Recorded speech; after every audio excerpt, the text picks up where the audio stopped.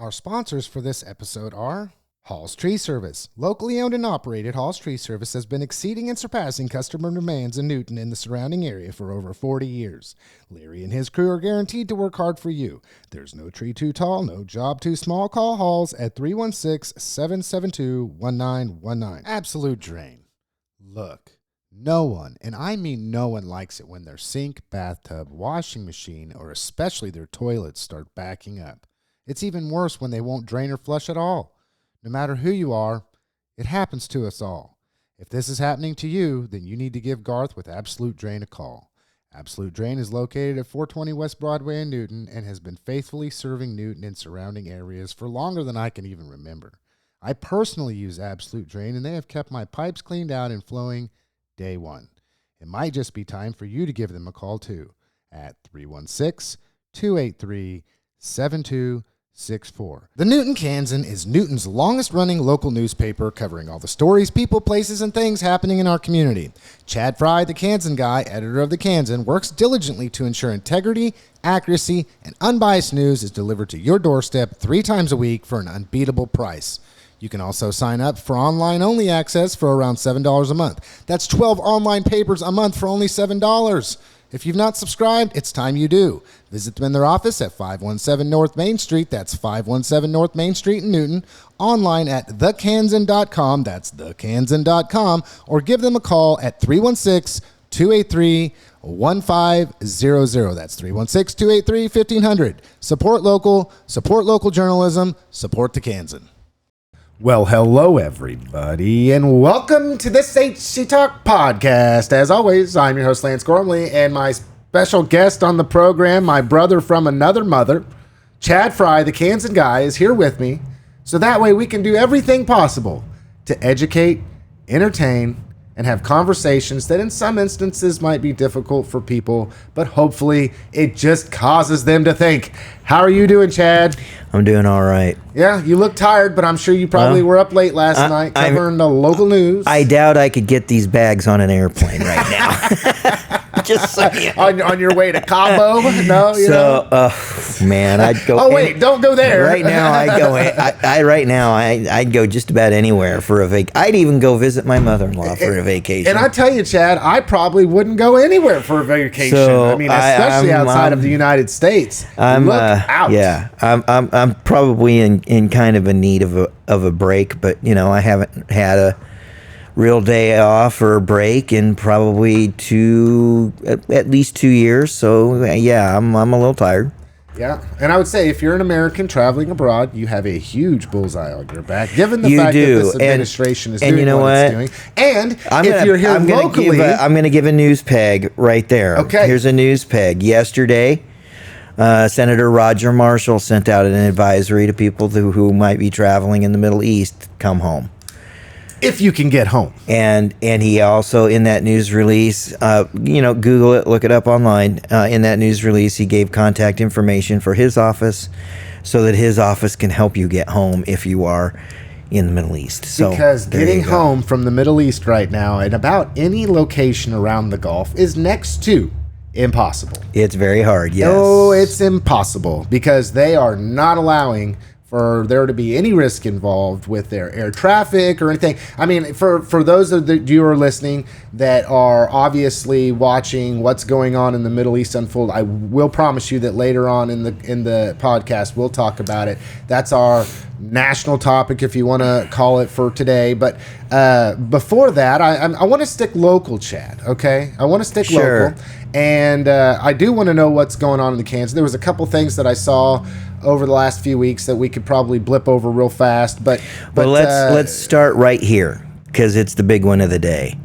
It's unfortunate that Andy's not here to take his victory lap, but the school bond issue in Newton passed with more than 60% of a yes vote. Yeah.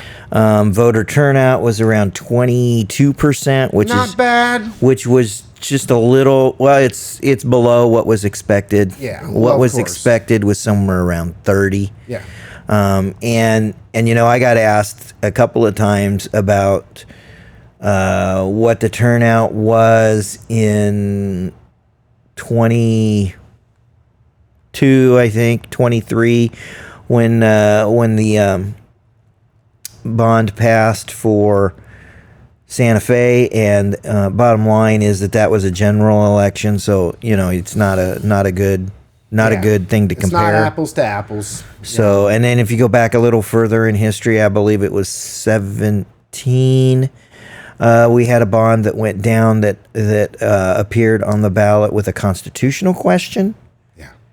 So it's hard to track, and it's just been something recent, I think. So that they've started to separate them. I guess what I'm saying is, it was 22%, and you can be disappointed or not. Me personally, I'm just glad we got a decision out of our voters. Yeah. Well, a pretty decisive decision. And it was that's the key part of that. 30. I mean, it was 65. Either way, having it be decisive, I'm happy with that. And McPherson was also fairly decisive in their bond questions. Yeah. And when you take a look around, I believe it was 5 out of 7 school bond issues in the state of Kansas yesterday passed. And then you look at Wichita, just our the sales tax thing. Sales tax bombed, man. Right? It bombed. It bombed hard. And I want to talk about that. Okay, so real quick before we focus more in on the school bond, because my brain's been running overtime on that, so I hope not to monologue here, but I am a fan of sales tax as a way to capture revenue, taxes, for government to operate over property tax. And there is an argument to be made, okay, that there are people that are disproportionately affected through a sales tax increase. Namely lower income. But I would argue that it's no more difficult for somebody of lower income to pay more in property taxes in as much as it is to pay a sales tax. But what I will say is this idea of property taxes, right, especially in our community where 30% of Newton specific, 30% of our property evaluations are exempt because that's not Newton specific. Is Harvey County? Harvey County is above 30%. Okay, but as Newton a county itself. If you want to talk a Newton specific number, here's a great one. And I'm looking at you, County Commission. 42.5% by property value. 42% is in Newton. So what that means is 42.5% of the value of assessed property in the county resides in Newton. That's where you get the majority of your tax revenue. Dang, you should be getting 42.5% of your property tax revenue from the city limits of Newton. Yeah, and that's also residential and commercial and industrial. It's all of it combined. Which it's everything combined. And I'll say, as far as a tax rate is concerned, when it comes to agricultural tax or tax on properties in the country, there may be, most likely, because of the amount of property somebody has, where they pay more taxes. Oh yes, versus somebody with a property. Dude, I got a friend that owns like 2,000 acres of ag land. His tax bill is incredibly immense. I'm not discounting that. Yeah. But at the same time, that assessed property value is state mandated. That's not even set. It's not set locally. Well, there's so much confusion surrounding this bond. I've been trying to do a good job holding my tongue. Okay, in the past, what happened was I thought, I'm going to go out here and I'm going to debate and argue, right, on social media. Probably like a lot of people. If I saw something or there was a conversation that was going on, I would have this dialogue, this conversation back and forth, blindly, not even knowing who the other person is on the, holding their phone, whether or not they were able to really have this debate, what maybe their educational threshold is, what they know and don't know. And so I was, very tactful for the most part and respectful in trying to have these conversations. But I've just kind of backed off from that, right? I've kind of backed off from that, realizing that maybe that's not the best way to effectively communicate with somebody else because it's lost. You know, the negatives have started to increase for me when it comes to how we communicate, and it's not face to face, and it's somebody on the other end of the phone or on the end of the keyboard, whatever it is, and it's really just kind of debilitating when it comes to the conversation because people get lost in inflection and everything else. But it really helped me by reading a lot of these people that were obviously opposed to this bond from passing, that many of the vocal people did not understand how public entities operate. Namely, their property valuation, who increases, how does your property valuation go up, the mill levy versus what taxes, the taxing entity, who's responsible for what. And it was very disheartening because, of course, I have to realize that through my education and through my experience and what I've chosen to endeavor to do and learn, that I probably have a little bit better grasp on how this all happens, right? How all these moving parts fit together. And I was seeing things like the city's wasting money, GAF's not paying taxes. They don't even understanding and here's a tax correction. abatement is no, that's not true. No. They are paying the taxes that were already being paid on the property. They are just not paying the increase in taxes based upon the increase in property valuation for the investment that they're making. I don't know if you can put it any simpler than that, Chad. And that is a temporary agreement. Yeah, and it's to entice our property tax collections.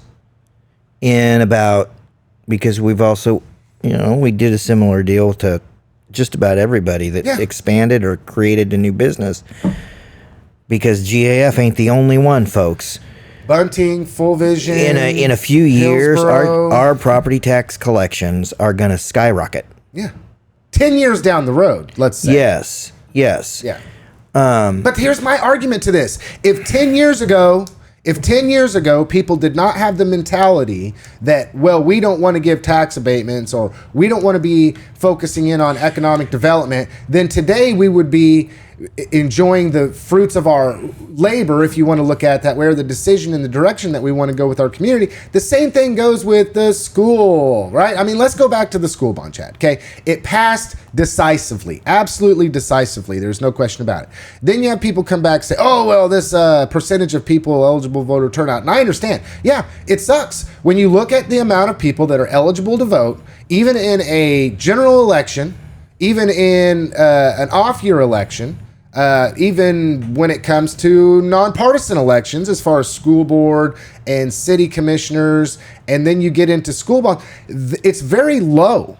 It very always low. Is. And here's the thing, right? You can't say that because there's a low voter turnout that didn't strongly represent what people wanted to take place in their community. Because if you cared enough, you'd go vote. Here's my statement. Okay? Because I know that there are people that were adamantly opposed to this thing that are licking their wounds today. Do you think it's just because they didn't make a good argument? What do you think is the reason behind? Is it just that people heard both sides and then they decided? I'm not going to say they didn't make a good argument. Whether I believe that to be true or not, I'm not saying that. What I am going to say is you didn't motivate people to come out and vote the way you wanted them to. Complain all you want that it was at 22%. You didn't get them out. I'm sorry. Yeah, I saw somebody I'm sorry. Yeah. And likewise, at 22% voter turnout, which, in all honesty, for a special election ain't all that bad. No. At 22% voter turnout, nobody got anybody out to vote. So there you go. I think this goes to a deeper issue, though. And it kind of goes to a statement that was made, and I don't remember who made it, at our city commission just this spring, You know, and it was, well, this is what the commission voted for, so I guess I just have to. And the word that they were looking for is accept it. Sorry. I mean, straight up, you lost the election. You lost the vote. God knows that's happened to me a few times. Yes, it has. Yes, it has. Although the percentages just get closer and closer, but it just doesn't ever get over the hill. You can parse it out however you want to. You can analyze it, and you can be, or you know, you could, and this is a great example. You could go, well, look, this precinct up by Walton, I got them. Good for you.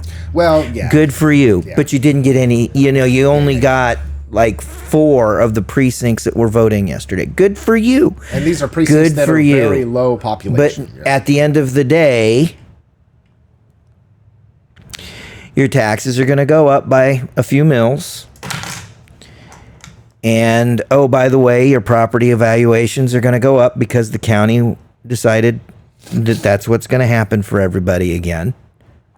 I had a question. And there's been some state action, nothing finalized, to try and start dealing with property evaluations and their constant increases, and in some cases, excessive increases. So there's like 2 bills working their way through the state legislature right now. So if that's an issue that ticks you off, start talking to Stephen Owens, Mike King, Avery Anderson, because they're going to have votes coming up. Yeah.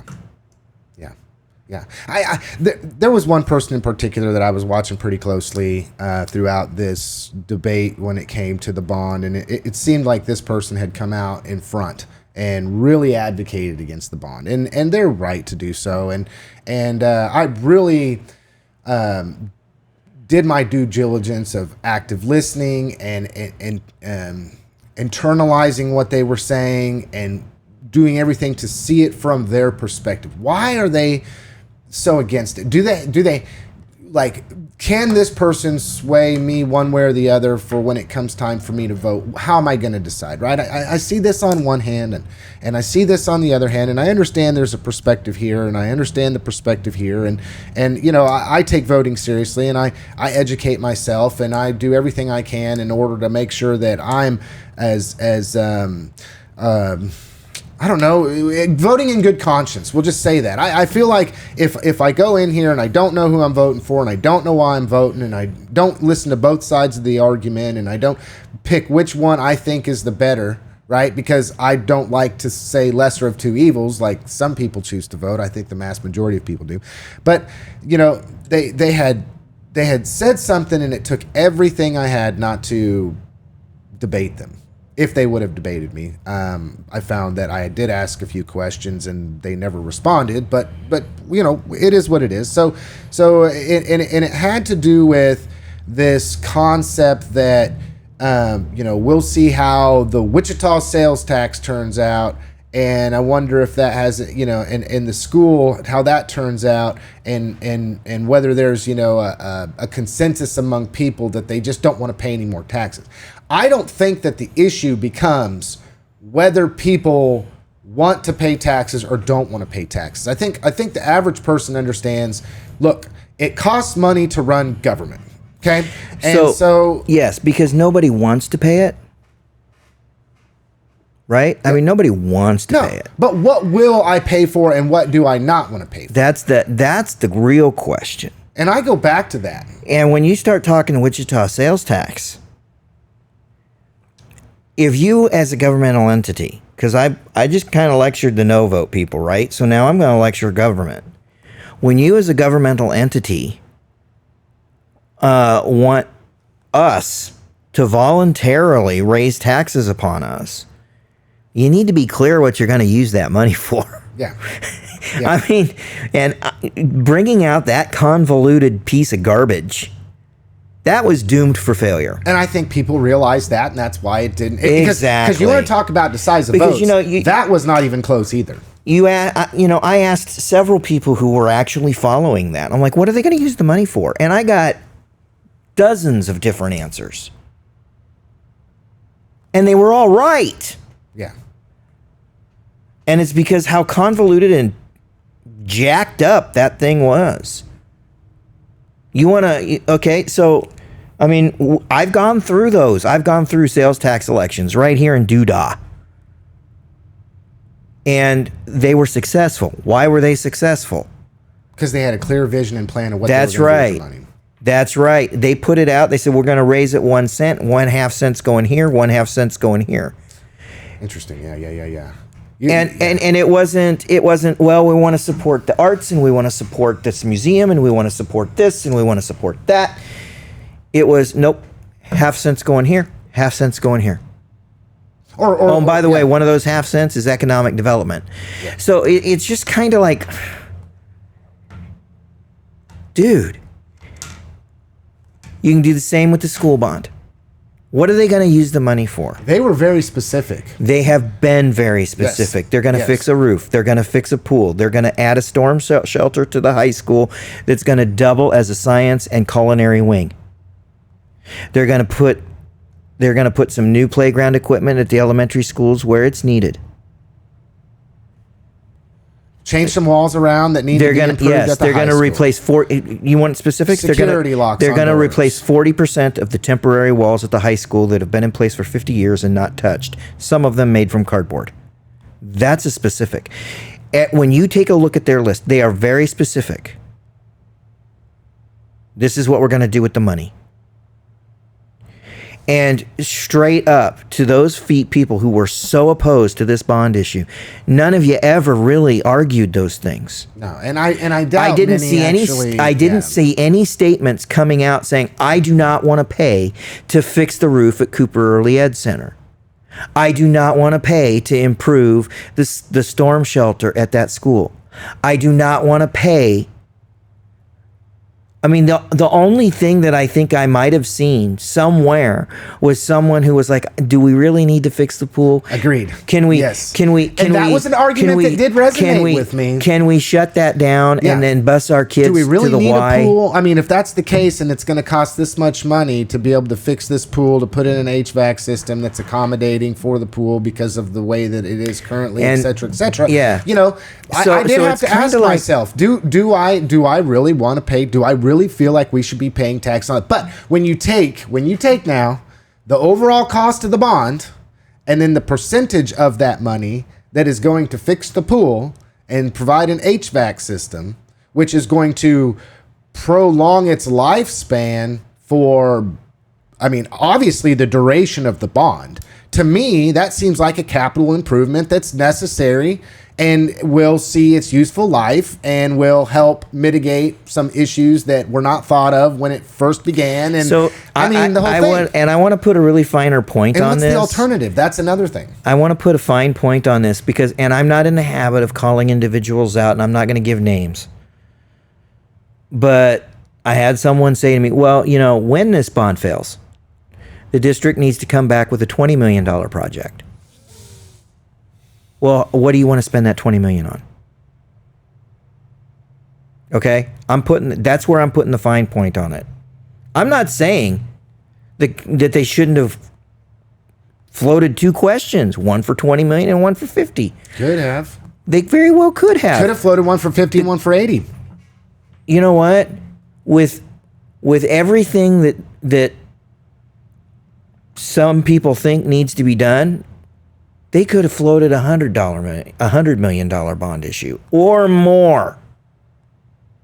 But I like the way they could have went super pie in the sky. But that's why I say, okay, if you think they could have gotten by on a $20 million bond, then what are you spending the $20 million on? Do not give me just arbitrary numbers. This is about articulating your argument. Don't give me an arbitrary number that you've pulled out of your hind end. I'm saying the same thing to the state legislature over one of those bills that I referenced. Because what they want to do under one of those bills is they want to slap a limit on how much your property valuation can go up and they want to tell the counties, all 105 of them, you can go up no more than 3.5%. Where's that number come from? That's not pegged to inflation. It's an arbitrary number. So justify your number. Well, we're in a situation where I'm just going to say it. Oftentimes, the real accountability happens at the local level. Correct. That is where people can get in, dig in, are face to face with their elected officials, i.e. school board members, city commissioners, and in some instances, county commissioners. They're the ones that are right here living next door to you. And not only that, but the information is accessible enough that it's bite-sized enough. A person, like, for instance, two things, right? If you hear, oh, well, the city's just wasting your money. Oh, the school board's just wasting your money. They should have done this, or this different, or this, that different. Okay. Well, how many of those people took the time, went and got the budget and looked through the budget and then decided, okay, where is their waste? Right? That once again, going back to my education, right? If I'm going to make a claim, then I got to have a warrant, and then I got to have the data, right? I think that USD 373 is wasting money. They're spending money frivolously. Okay, that's the claim. Then we go to the warrant. Well, why do I think that? I think that they're doing that so they can A, B, or C. Okay? Then from there, where's my data? This is the issue that we're having in our society today, Chad. And this is the thing that frustrates me the most. A person can go off half-cocked and say whatever the hell they want. It doesn't make it true. And we're seeing this happen more and more and more at a state level, our own state, here in the great state of Kansas, but also at a national level. And I think it's the frustration that people are experiencing at the national level, because where you want to say USD 373 has no accountability, you want to say the Newton City Commission has no accountability, but really what you're saying is that our national government has no accountability, is running amok, and we are suffering horribly because of these policies that just continue to get pumped out of Congress, with us being able to do nothing about it. And then because so much money is involved in ensuring that these individuals who are currently elected, unless you got $1 billion, you might as well just decide that your elected official doesn't work for you. And I argue that every single time, every step of the way, because in our country, it's pay to play. At that level, it is absolutely 100% pay to play. And if you're somebody that is looking for America First policies that include a robust education system, a robust healthcare system, a robust ensuring that, I don't know, I'm going to get into the Iran thing too quick, but I want to the bulk of donations to campaigns for our national leaders, House, Senate, presidency, the bulk of the money being donated to those campaigns is coming from less than 0.5% of our population. Or other nations. States. Folks, you want to know where the problem is? Yeah, and good luck with those people. It's where the money's coming from. And I do not recall which state it is. I need to go back and take a look at the story that I read about it, and the stuff that I looked at about it. But there's a state who's changing the way politicians are bankrolled in their state. And the money is not going to be coming from independent outside sources anymore. I think we need to seriously take a look at that. But I argue, Chad, I agree with you 100%. But I would say preemptively, and I could be wrong, folks, here, but with my understanding and my study, I will say that when that happens, that will be challenged legally. Oh, sure it will. And the judiciary, of course it will, to the Supreme Court, will determine that you can't do that because of the way our system is designed. Because unless there's a constitutional amendment to say that, I don't believe that the judiciary will side with the fact that I, as an individual, i.e., a corporation, can be limited in the amount of money that I donate to an individual or a campaign in order for them to be successful. It's pay to play. It's pay to play. Okay, what other things, Chad, are in the cans? One thing I wanted to ask about that was in the cans and that I thought was kind of interesting, I think is a horrible idea. I'll just say it. Probably piss some people off here. But horrible idea here. And wondering what in God's name were they even thinking when somebody suggested it. And I don't know who suggested it. Okay, I don't. But why would the county, in any way, shape, or form, think that moving offices to the former Walton School is a good idea at all? Now, somebody could make the case. I get it. There's some things here. Okay, but I'm thinking to myself, I'm gonna make the case. No, this is ridiculous. I'm gonna make the case. Okay, Lance. So you would disagree with me? You think that I am it's a good idea? disagreeing with you vehemently. Chad, no way. Yes, and I'm going to tell you why. Okay, we're about to embark on about a $7.5 million renovation of the entire courthouse, from top to bottom. District Court is going to need a place to go. And District Court has some unique space needs. And because of their space needs and their unique needs, that your options are fairly limited. No decisions have been made yet. None. Right now they're just exploring, trying to figure out where those needs can get met.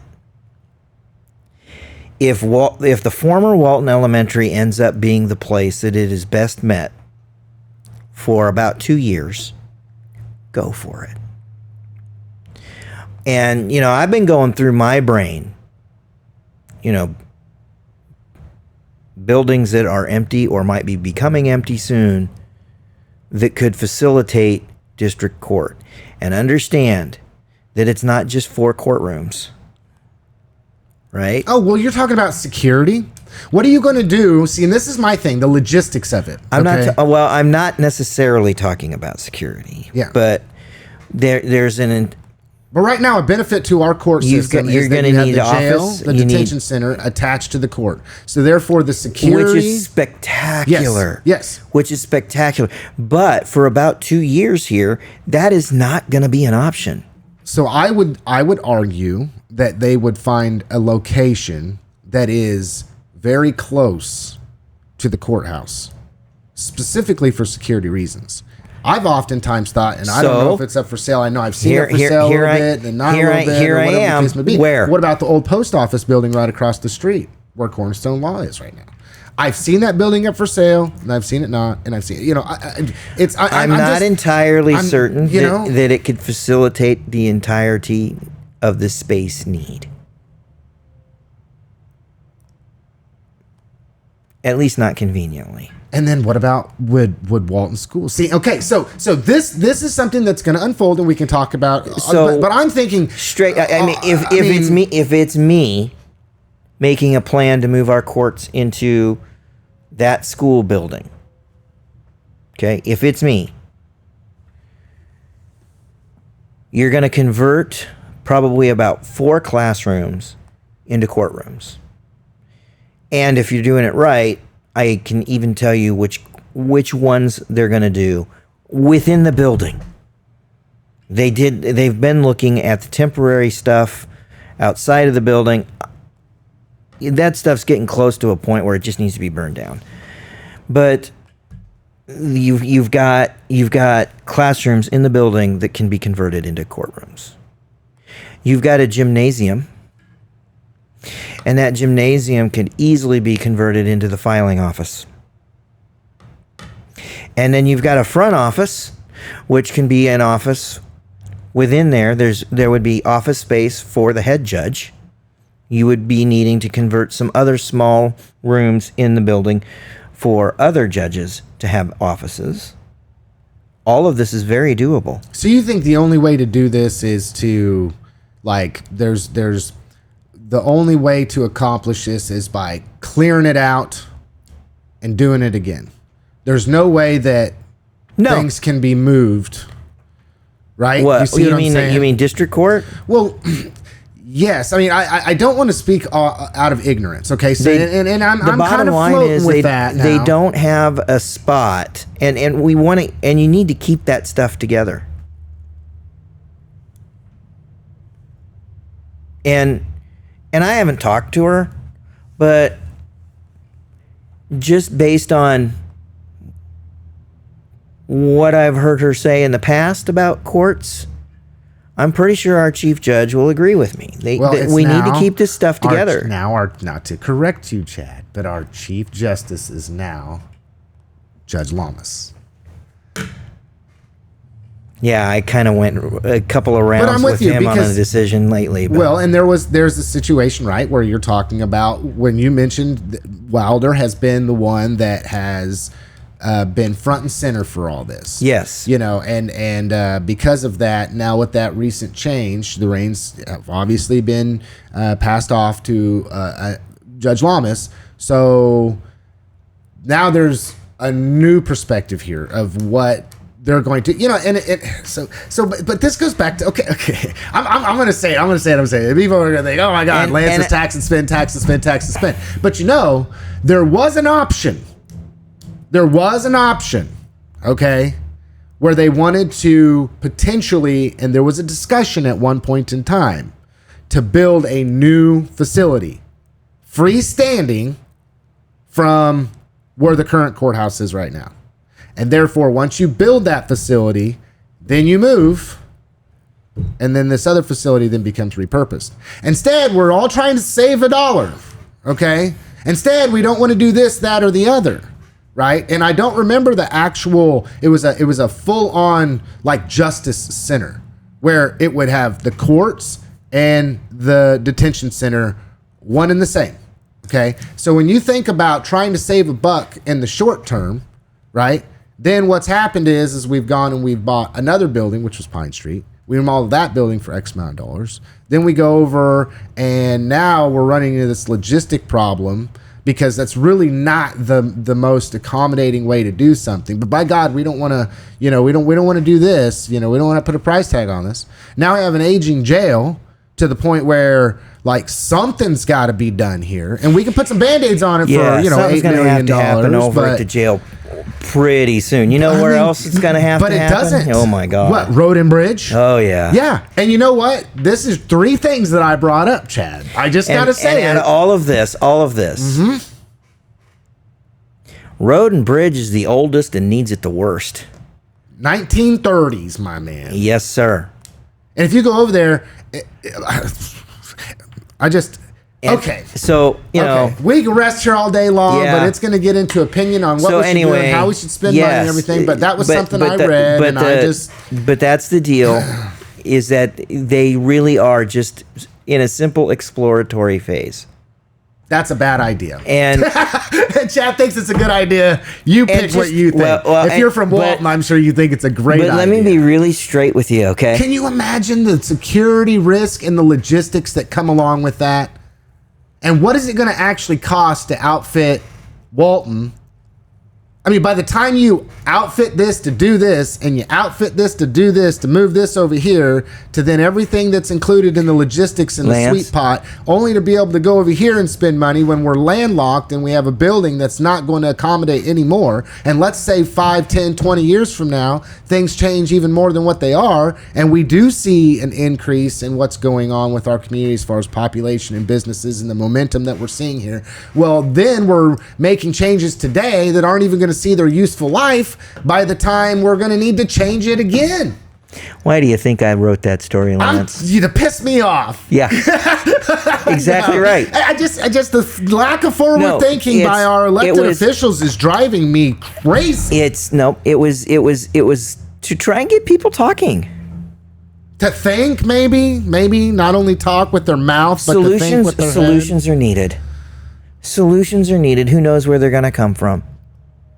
I mean, it's the same reason that I've written at least 4 now stories about the Planning and Zoning Board doing a survey on whether or not they should pursue rules with building permits and nuisance rules.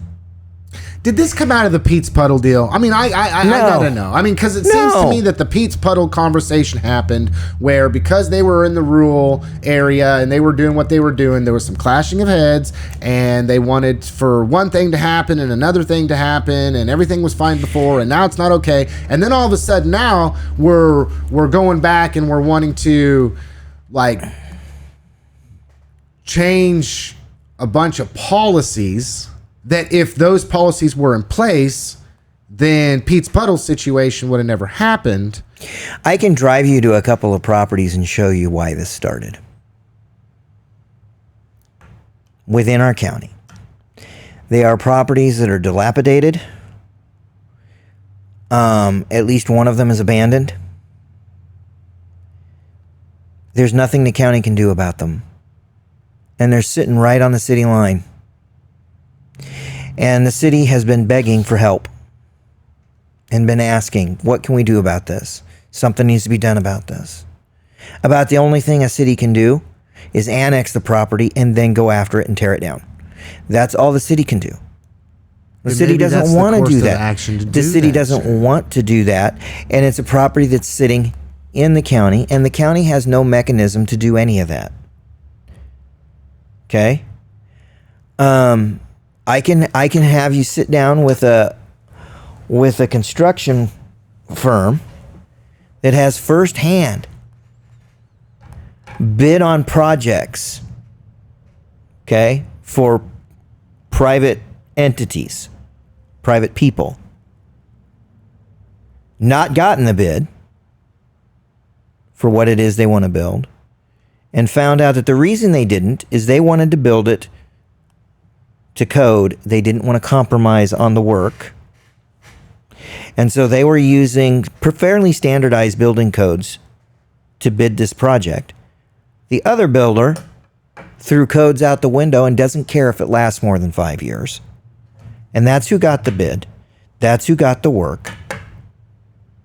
And within 5 years, it's the person who accepted that bid who's going to be SOL. Well, and you know, because there are not building codes. And there's an argument to be made on that. There are building permits. I don't care what AI says to you. I don't care what Google is saying to you. If you want to build a structure, you need to apply for a building permit. That right there is where Pete's got into trouble. Okay. So it's not apples to apples. It is not. I'm trying to mesh the two together. And as they started working through all of those permitting issues, a whole bunch of others came up. And straight, the reason you need a building permit, Pete's is a wonderful, wonderful lesson here. The reason you need a building permit is to make sure that your building, when it is complete, is clearly and fully on your own property. And with at least one of the things constructed down at Pete's within the last couple of years, there is a dispute as to whether or not it hangs over onto somebody else's property. I'm not saying it does. I'm not saying it doesn't. I'm saying there's a dispute about it. Had there been a building permit issued, there'd be no dispute. Right. Right. Because that would have been determined by okay. Now, and also because of some of the stuff that I've seen online, people need to understand, this was a survey. That's it. Yeah. Nobody's written a word of a building code. No one's written a word of a nuisance rule or law. They haven't even talked about it yet at the Planning and Zoning Board, other than, well, I wonder what people think. So they went out and found out what people think. Yeah, and I'm not faulting them for doing that. I hope people don't understand. I hope people don't misinterpret what I'm saying. Exactly. It's for discussion purposes. So much of what I've been seeing is, I can't believe they're doing this. The thing is, they're not. Not yet. And the survey's results have come back overwhelmingly negative. Yeah. So there's a pretty good shot That they'll just let it fall. That at their April meeting, they're going to go through. That's when they're going to go through the survey results. That's a story that's popping onto my website within the hour, I think. They're going to go through the results. They're overwhelmingly negative, and that's what they're going to do in April. They're not scheduling a discussion of, okay, where do we get started? They're scheduling the conversation of, we'll do or if we get started. And with those results coming back, it would not surprise me at all if, that board overwhelmingly says, well, I think we should just let this drop. And you know what? I will say this before we move on to our national topic, because I'm sure there's more stuff in the Kansan. All I can say, folks, is subscribe to the Kansan. Who do you want answering your 911 call? You want a human being or you want AI? I would hope that we would keep something so critical to a human being. Yeah, that's coming to the Kansan, and at least for Harvey County, I don't think you got to worry for a while. I hope to goodness not. AI. But man. there are 911 dispatch centers in Kansas that are experimenting with the use of AI for some of their administrative stuff, their administrative calls. Administrative calls. Okay, so not calls for service. Okay, there's a difference there. Yeah. Okay. And there is. Yeah. But who I hate AI calls, man. Chad. There's always a but. Motorola, which is the leading supplier of equipment for 911 communications and the biggest supplier of equipment to Harvey County, has right on their website exactly what they believe AI can do and how AI can assist and maybe replace human dispatchers. So that conversation is going to become happen in our lifetime, a heck of a lot more intense. Do you want a robot being a police officer? Oh, let's go to RoboCop, man. Do you want RoboCop was a documentary? Do you want a fire truck to just be GPS operated and not done so by a human being? I mean, especially in the service industry, man. Okay. Subscribe to the Kansan. You want AI to make your Big Mac? Because I'm pretty sure that's the next step. That's on the horizon. I would trust it better to make my Big Mac than to take a 911 call. I'll say that. Speaking of this, go into the new McDonald's and look around with a very critical eye. Speaking of this, just saying. And okay, and I just want to say this. It's this. I'm making a statement, and then we can move on to what Chad's thoughts are about Iran, so I can be completely against him in every way, I'm sure. But probably not. Did anybody else read?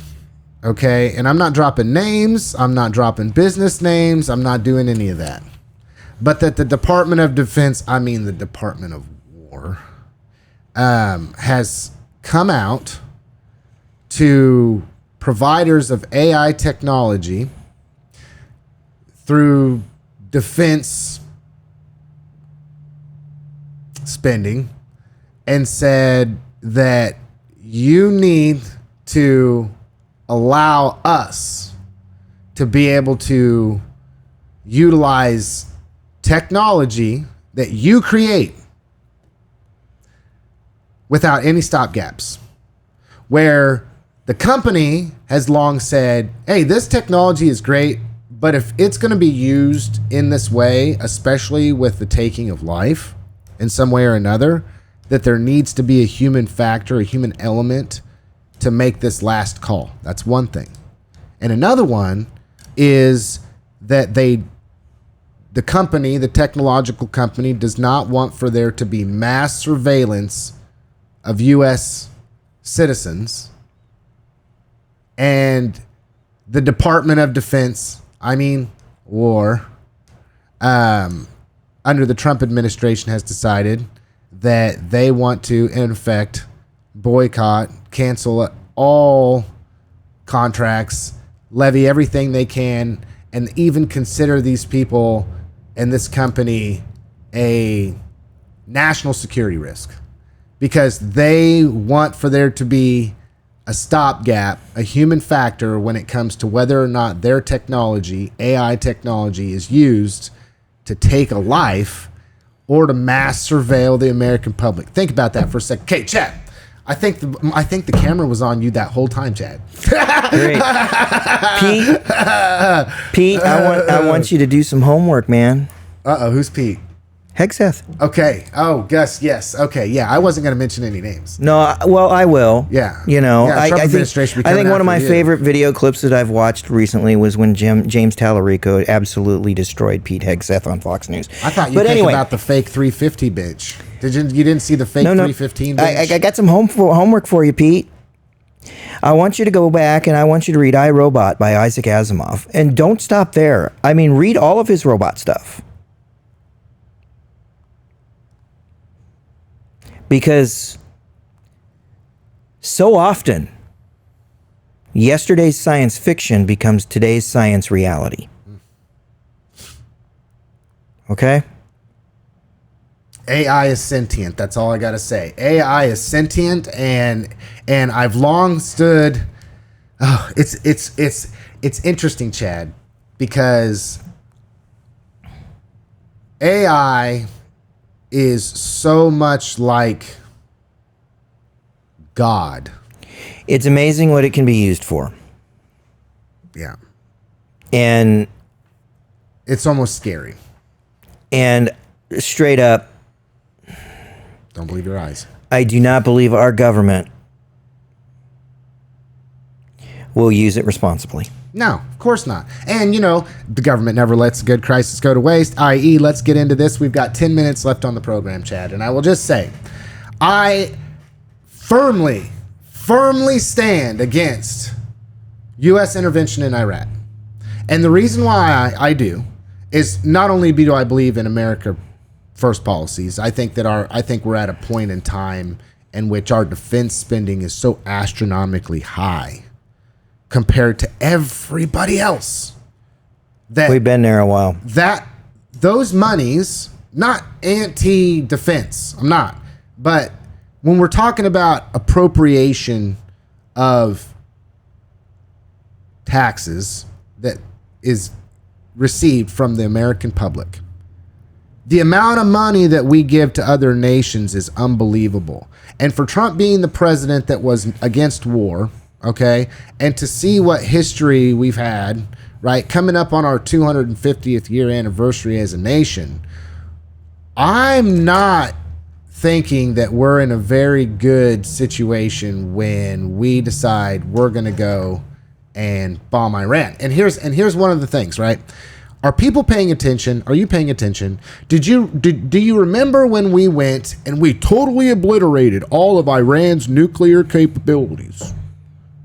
Wasn't too long ago. For people with short memories, wasn't too long ago. We obliterated every single capability that Iran had. Iran cannot make a nuclear bomb. They're ineffective in every way, shape, or form. We crushed Iran's nuclear capability.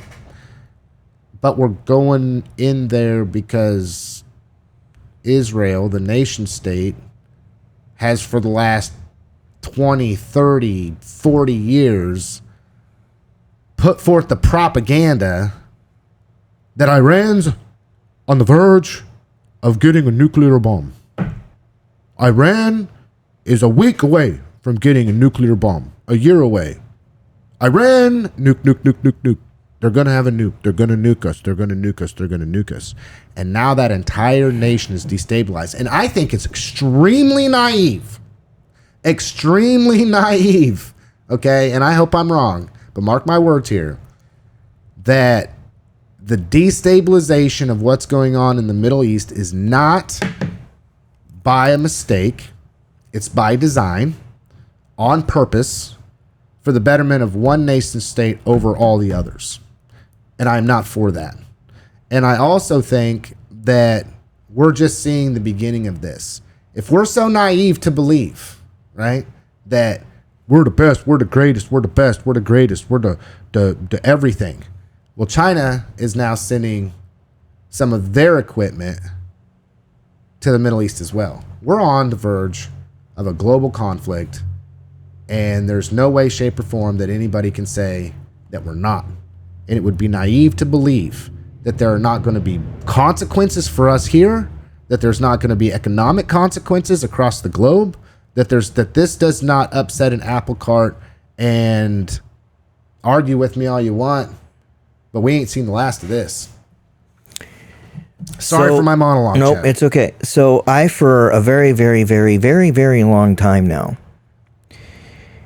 have believed that the way other nations are going to handle us is no longer through military might. Okay? China's been monster in the world of cyber attack. Monster. And they've been effective. And I've always thought that our future, when it comes to war fought against the United States, it's going to be digital and it's going to be economic. Anybody paying attention to the price of gas? We ain't seen the beginning of it. Locally, some places it shot up almost 30 cents a gallon in a week. Think about that.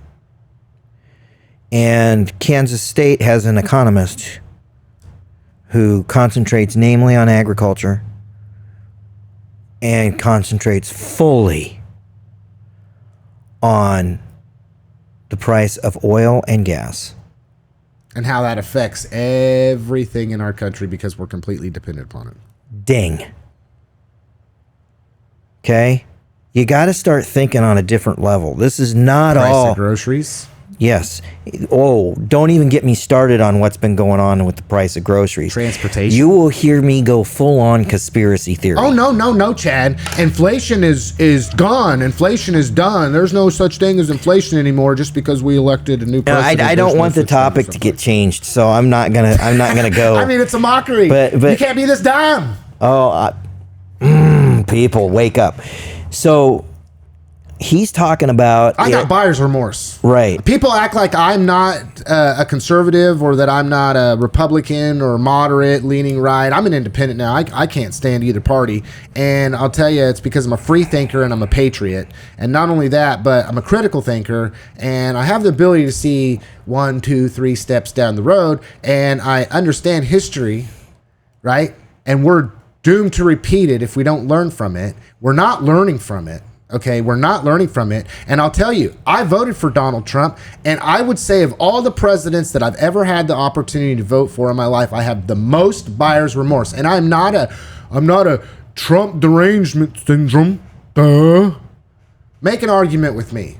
In some instances and circles, yes, what Trump has done is good. And I've always held to the understanding that there are some things Obama did that I really liked, and there were some things that I didn't like. And there's some things that he did where he thought one consequence was going to take place, or one, doing this was going to create this to happen, and instead it did some unintended consequences here. And I'm very open-minded and moderate when it comes to a president, regardless of their party affiliation, to say that there is good in a lot of what they're doing, but this whole cluster, I mean, this is beyond stupidity. And I will say, for people that have Trump derangement syndrome, and there are people that do, oh by God, the man can do nothing and no good and everything in between, and he's wrong, and they pull their hair out and they cry and they scream and they flail on the ground, and it's just the worst, everything, anything, and everything in between. There's also people, and I don't know what the phrase, we could coin a phrase today. What is it, Chad, what will we call people who think that Trump can do no wrong? And everything he does is perfect and great and holy and wonderful. And I'm going to need some time to think up a word, because I don't have any kind ones right now.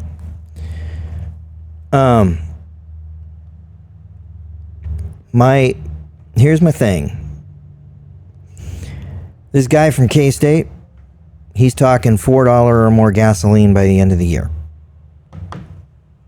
Whether or not this is over quickly.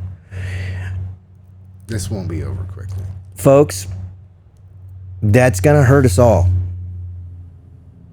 some of us, and I've talked to a couple other people who drive as much as I do, we're going to be shutting our businesses down.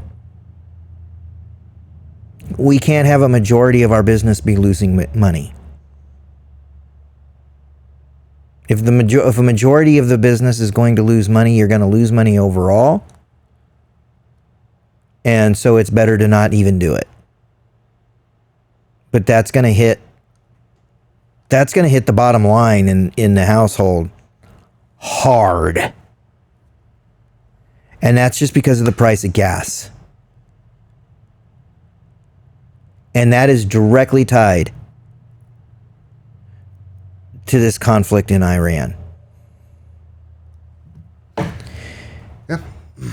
So I guess what I'm saying is I want to encourage folks to when they look at this whole thing, look at it all. Look at it holistically. Because whether you think it's going to affect you personally or not, it already is affecting you personally. And whether or not we ever see foreign nationals carrying rifles on our soil or a missile headed our way, this war is affecting you. Oh, yeah. 100. Yeah. Oh, yeah, 100. Okay, Chad. And don't think, and, you know, about a week ago, I hear, "Oh, no!" and crying coming from the front office. I go and ask what's going on. I find out that a member of our staff had vacation plans down into the Gulf of Mexico and Central America, and at that time she thought she had to cancel because of what was going on with the cartels and taking over and craziness globally. Don't think Venezuela did not have something to do with that, folks. Oh yeah. I mean, things do not happen in vacuums, and they are not and they are not that isolated. And so our administration right now, they're poking a bunch of bears. And the only question is which one is going to bite the hardest, and how hard is that bite going to be? Well, and then not only that, but just the fact that, you know, we can't take on the whole world. Chad, final word. Final word. And I got a name for it. It's TMS. Trump Messiah Syndrome. Sure. Final word for today.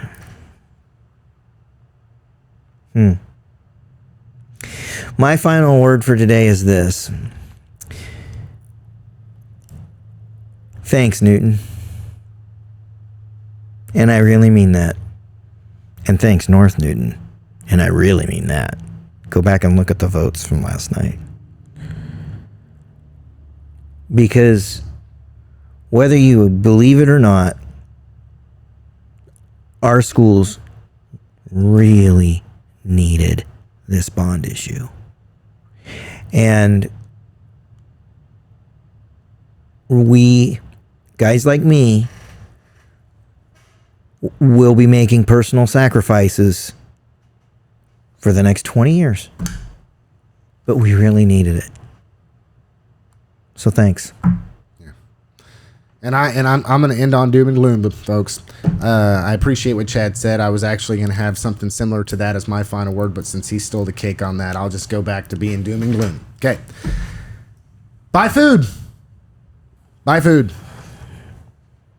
Buy food. Now, do everything you can to tighten that belt in the realization that our world is going to drastically change from how we know it today over the next year, 2, 3, 5, 10. I'm telling you, I'm warning you. And without saying it in one way, I would say buy ammo, buy food, do everything you can.